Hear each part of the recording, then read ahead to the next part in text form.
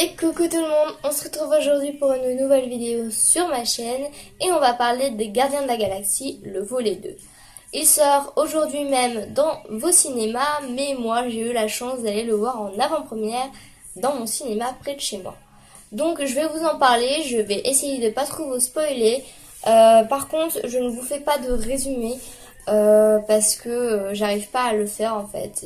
Vous savez que j'ai des problèmes de langage parlé et des fois j'arrive pas du tout à faire des résumés, ça j'ai beaucoup de mal. Donc je vous invite à aller voir la bande-annonce de ce volet 2 sur YouTube. J'essaierai de vous mettre tout ça en barre d'infos. Donc je vais quand même vous en parler et j'espère que ça vous plaira. Donc déjà je vais vous parler des points positifs du film. Clairement pour moi c'est l'humour en premier parce que ça donne vraiment une dimension à l'histoire. Vraiment c'est top. C'est-à-dire que à peine vous rentrez dans le film, à peine le film a commencé que vous êtes déjà mort de rire. Et ça c'est trop bien. Enfin, dans les films Marvel, clairement vous avez rigolé. Enfin, vous avez eu des films Marvel comme ça où vous étiez pété de rire et en même temps vous aviez quand même du sérieux? Je crois pas, non. À part peut-être pour Doctor Strange. Oui, celui-là, on est mort de rire, il faut le dire. Mais après, pour exemple Captain America, Spider-Man, je vous parle pas d'Amazing Spider-Man, Thor, ce genre de trucs, franchement, on rigole pas spécialement. Et c'est vraiment très carré. Et voilà, c'est ça que je reproche des fois à Marvel, c'est que c'est vraiment trop carré.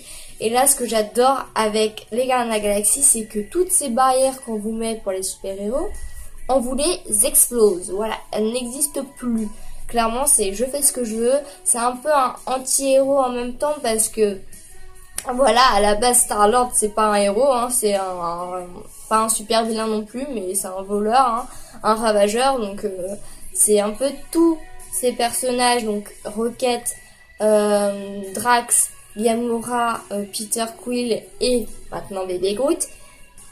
À la base, c'était pas des héros et c'est devenu une bande de potes entre guillemets de super-héros et de protecteurs de la galaxie. Et ça, franchement, c'est cool.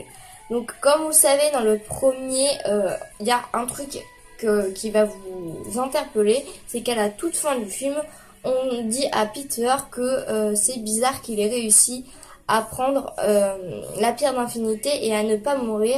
Et donc oui, puisque Peter n'est pas humain, enfin n'est pas totalement humain, il a des origines. Et donc ce qui est bien en fait dans ce film, c'est qu'on va aller voir ses origines, il va retrouver son papa. Je vous ne spoil pas parce que ça vous allez voir dans la bande-annonce de toute façon. Hein, ça va, ne me jetez pas des pierres tout de suite s'il vous plaît. Et donc les décors, on vient aux décors. C'est-à-dire que les décors c'est le deuxième point fort de ce film. C'est-à-dire que clairement, les effets spéciaux c'est... à la limite d'Avatar quoi, j'ai envie de vous dire. Enfin, clairement, c'est magnifique. Moi j'ai jamais vu entre guillemets, puisque Avatar ça sera toujours au niveau effets spéciaux toujours le meilleur pour moi. Mais les Gardiens de la Galaxie c'est très près, hein, j'ai envie de dire, c'est très près, hein. Les détails qu'on met même dans des fleurs alors qu'on a il y a des milliers de détails. Les planètes, les différentes planètes sur lesquelles elles vont aller, elles sont juste trop bien faites. Il y a les détails partout. Et ça, franchement, j'adore. Après, le deuxième point positif, le troisième point positif, clairement, c'est Bébé Groot. Vraiment, c'est Bébé Groot. Hein. Clairement, quand on voit la bande-annonce, je sais pas vous, mais moi j'étais... Oh, il est trop mignon. Puis dans tout le film, ça va être ça. C'est oh, il est trop mignon. Oh, il est trop mignon. Putain. Pendant tout le film, vous allez être comme ça.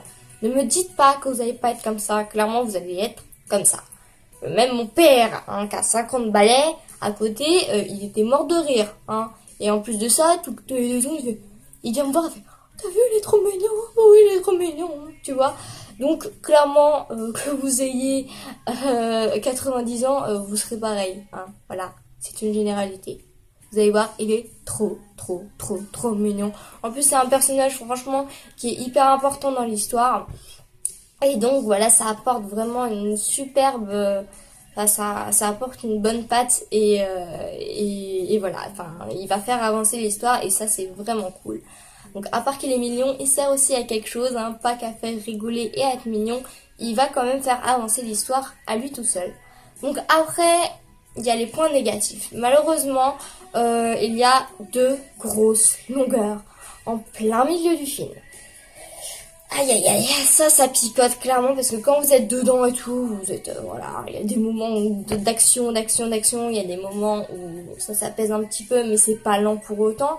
Et donc des fois il fallait ces moments-là un peu de pause, voilà, de pause où on parle sérieusement entre guillemets, hein, j'ai oublié de dire. Voilà, et là le problème c'est que ces moments-là, ils durent trop longtemps. Clairement, ok, il faut un moment où il faut poser les choses, il faut expliquer à Peter d'où il vient, que, voilà, de manière assez, assez longue, mais on n'est pas obligé de faire des longueurs de 3 km. Il y a des plans, on aurait pu les supprimer, ils servaient strictement à rien. Donc, ça c'est un peu mon esprit critique mon esprit cinématographique qui reprend le dessus, mais ça m'a quand même beaucoup gêné. Après aussi, deuxième point négatif, le fait qu'on ne parle pas assez de Drax à mon coup. Donc Drax, je vous rappelle qui c'est le mec costaud avec les scarifications rouges et la peau un peu rose-rouge. Enfin, je sais pas comment on dit ça, mais bon. Voilà, sa peau, voilà. Et grand costaud, toujours torse nu. En gros, c'est lui. Et il est un peu débile dans sa tête. Mais je trouve que c'est important quand même de s'intéresser à ce personnage, puisque à part le fait qu'on sait qu'il est pas fut-fut, qu'il a des muscles et qu'il adore se battre, on sait pas plus que ça ce qui s'est passé. On sait pas par qui...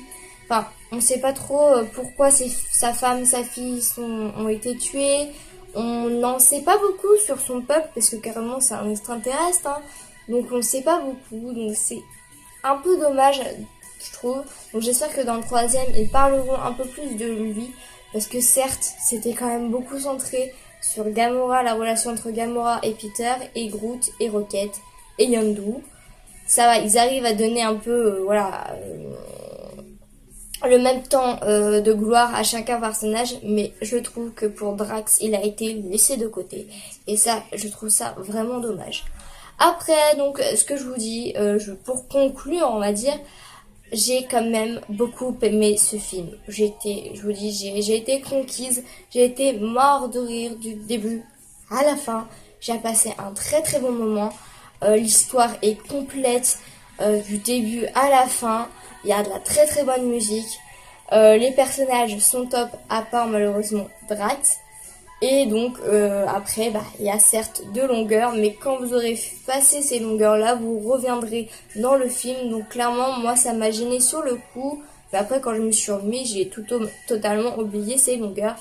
Donc vous inquiétez pas, franchement, il est top. Donc courez vite au cinéma, allez le voir. Surtout en 3D, je pense qu'il sera largement mieux qu'en 2D. Et voilà, donc j'espère que cette vidéo vous aura plu. Attendez, je n'ai pas mis la note. Donc je lui mettrai un 4 sur 5 à cause des 2 petites longueurs et le fait que Drax n'a pas été assez mis en avant pour ma part.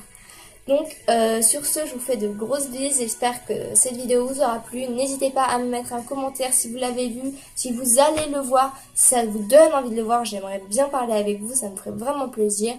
De vous abonner à ma chaîne, ça me fera encore plus plaisir. Et de partager en masse pour être un peu plus connu, ce serait cool. Et sur ce, je vous fais de grosses bises et à une toute prochaine.